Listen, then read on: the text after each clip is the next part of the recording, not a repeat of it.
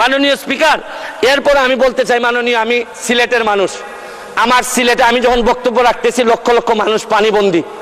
আমি আপনার মাধ্যমে মাননীয় প্রধানমন্ত্রীর কাছে দাবি রাখতে চাই, একটা হাইড্রোলজিক্যাল একটা রিসার্চ করেন।